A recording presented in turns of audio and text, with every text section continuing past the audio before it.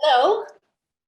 Thank you so much for having me here today, Lara. And thank you to Spoken Ink Readers Series and the Burnaby Writers Society for inviting me. I am delighted to be here today and talk about my novel, Mad Honey, which was released just last week. No surprise, it's revolves around honeybees.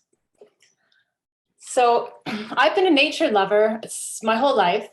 I think all little kids are probably nature lovers, but I had an injection of enthusiasm for the wilderness because of an environmental science course I took in high school that had several amazing week-long field trips. There was rock climbing, orienteering, whitewater canoeing, and winter survival. This was the 80s, and there was a lot, there was really good funding for education. I know it sounds amazing, and it was. I was an awkward and troubled teenager, like a lot of teenagers, and being out in nature, I felt so much better. I knew that it was the place for me. Yeah, and I sort of manipulated my life so that I could go out to nature. I didn't take a serious kick at the writing can until my early 40s. I always wanted to, but I didn't get the means or the courage really till my early 40s. And that was around 2012. When Colony Collapse Disorder, it wasn't making headlines. It had been making headlines since about 2006. But in 2012, there was still generalized panic about pollination and food production, and rightly so. So I was thinking about the bees a lot, and over the years, I had visited a lot of hobbyist beekeepers' beehives. I would take any invitation to visit people's beekeepers' hives, and those invitations are not difficult to get.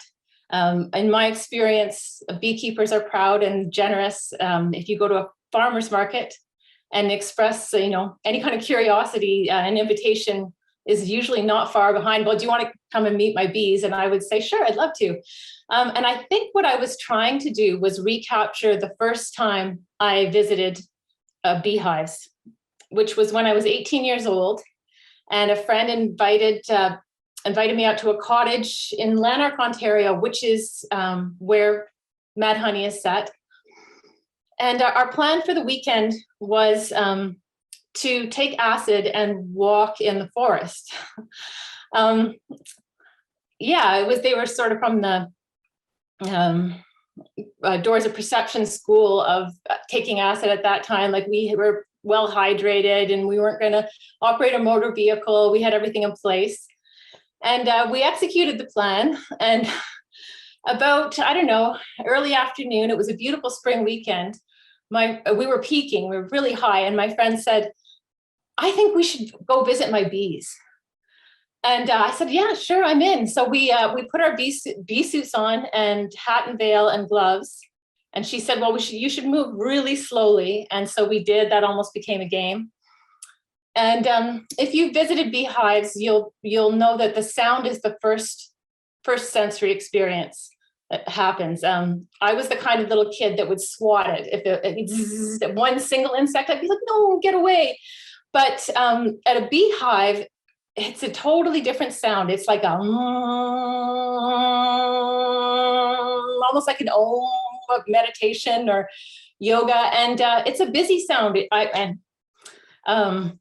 My senses were pretty on high, but to me, it sounded welcoming. It sounded like, yeah, come on in, we're fine. You can just do your thing. We're doing our thing. My friend opened the lid, slowly cracked the propolis and took the lid off a hive. And when the sunlight struck the frames, I need to qualify here, these were European honeybees. They rose up as if to greet us almost, just like, oh, hey, you're there, fine, okay, this is different, there's light. So it was amazing. It was like any experience when you get to be close to a wild animal just doing their thing. I've been close to whales in a kayak where they surface, and it was a very similar feeling. It was like, wow, they're going to let me sit here. They're going to let me be here, and they're not going to object. They're just going to let me observe them. That's amazing. So my friend let one land on her finger, and she very knowledgeable, and she was explaining all about the bees' parts and how they worked. And she said, Katie, look, watch that one. It's flying over to the meadow flowers over there. And I looked, and sure enough, I could see like a gold line extending between the hives and the bee out in the flowers. And then I looked around and I could see gold lines everywhere. It was massive hallucination, but it was a really good one. And it seared itself into my imagination. So I think I was trying to recapture that over the years. I would, sort of hunt down beekeepers and go and check out their hives. And if I had only visited the hives of European honeybees, I think Mad Honey would be a different book. But luckily, while I was writing it, I went to visit a friend in San Miguel de Allende in central Mexico. And she mentioned, well, there's a hive, a beekeeper keeps a hive on my property. Would you like to go check it out? Sure thing, I'll go. They were semi-Africanized bees. They were killer bees. So it was entirely, and luckily I wasn't on drugs for this one, because insects and acid anyway was like a pretty dumb idea, really. That could have gone sideways. But yeah, I was totally sober for this one. And at this time, when we got to the hive, I knew it was going to be different, partly from the sound. It did sound different to me, like an angrier buzz. And the beekeeper said, okay, I was operating a smoker, and he said, you better be holding that close. I'm going to open the top, and I need smoke right away across the top of the frames. And I was thinking, oh gosh, it's kind of overreacting. It's not really going to be that scary. It was that scary. He took the lid off, and the bees came directly at our veils and started bouncing off the veils, like so angry. Like the sound was like hail of bees hitting our bodies. And he needed to find the queen and check that everything was okay in the frames. And he started doing it at a pretty good clip. And I just kept the smoke coming. I'd say he was in there for maybe a minute and a half before we closed up the top of the hive and got out of there. And an hour later, and about 750 meters away, there were still scout bees coming to find us and buzzing specifically around the beekeeper and myself. So it was pretty scary, and I'm happy I had that experience because it balanced out the European honeybee experience. So I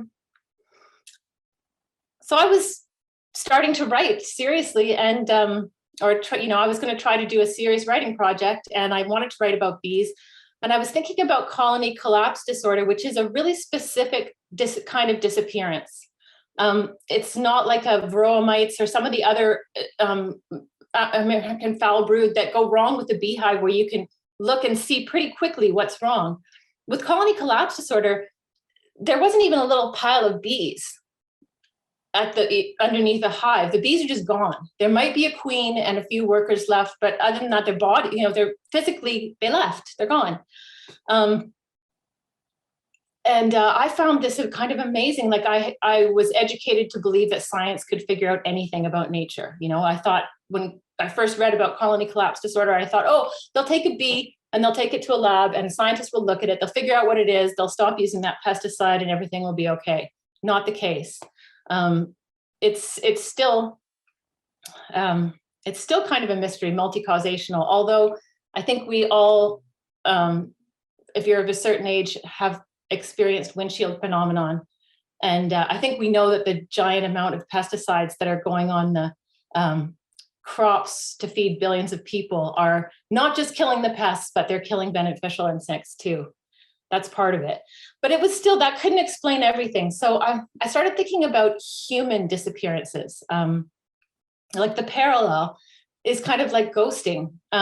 When somebody you love or whose friendship you really cherish just goes out of your life, leaves, and without an explanation, without any kind of forewarning, and you're left with just questions. Maybe something terrible happened to them, but more, maybe what did I do? What did I say? Was I not lovable enough? Why didn't I warrant some kind of explanation before this person left? So the protagonist of Mad Honey, Melissa Makepeace, a disappearance like that happened to her when she was 11.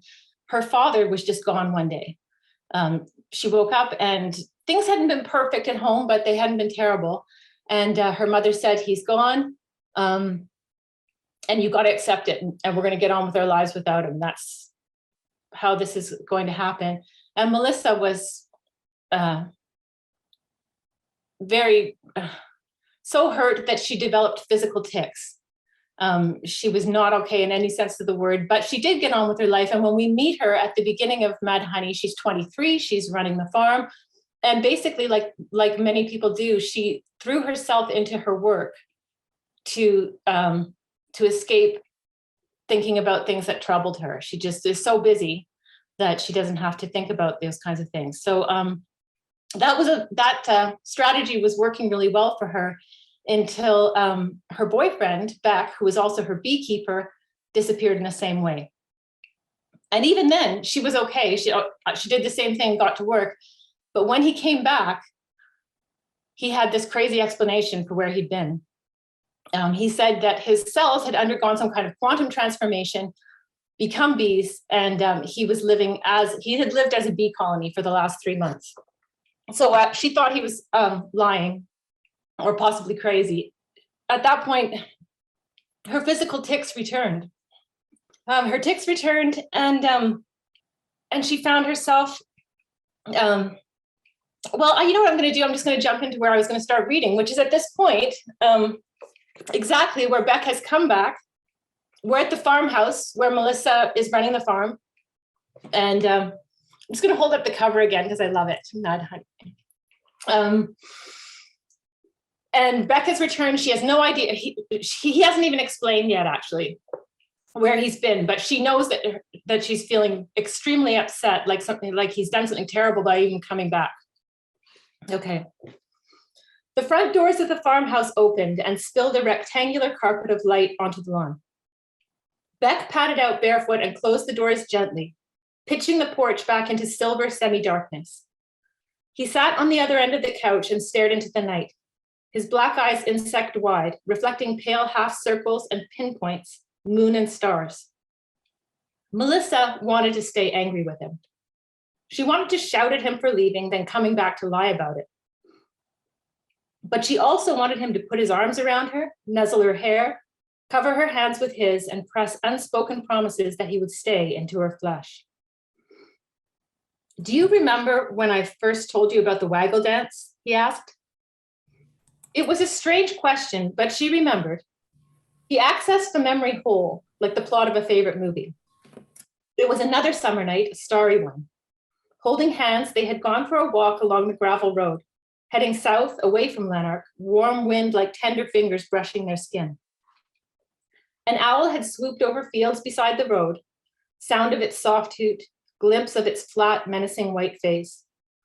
A childish euphoria had engulfed Melissa, and impulsively she had pulled Beck close, hummed an invented waltz, and entreated him to dance. She had worn a soft, pale green cotton dress, she remembered. He a hippie shirt and baggy hemp pants. In shadows, they could have been dressed for a formal event. Sandal-shod feet had crunched on a makeshift ballroom floor. Beck had gotten into it, taken up the melody, spun her around. The dance had ended with a passionate kiss. Excuse me. Honeybees dance, you know, Beck had said. Sure they do. You've never heard of the waggle dance? Waggle dance? Now I know you're fibbing. I'm not. It's how the worker bees tell each other about juicy patches of nectar. They orient their bodies in relation to the sun. They point their hairy little butts, however many degrees left or right of the sun's position a bee would need to turn herself to fly out and find a feast of flowers. That's not dancing, that's rotating. I'm not finished. The dancing bee waggles her hind section super fast and moves in a figure eight. The length of the dance is in direct proportion to how far the nectar motherlode is found. I've never heard of dancing bees. There are more things in heaven and hell that are dreamed of in your philosophy, mine too. Now get this. Let's say it's been a couple of hours since the dancing bee has been to the flowers, but she still wants to tell everyone about it. She actually corrects the angle of her dance for the rotation of the earth. Melissa remembered the night she'd learned about bee dances. After their walk, they'd made love, half-dressed, her green dress bunched around her waist, his hemp pants dangling from one ankle. Back in the present, on the porch, she grunted in assent and curled up tighter in her corner of the couch, drawing her knees to her chest, defending herself against Beck's dishonesty. You didn't believe me at first, Beck said.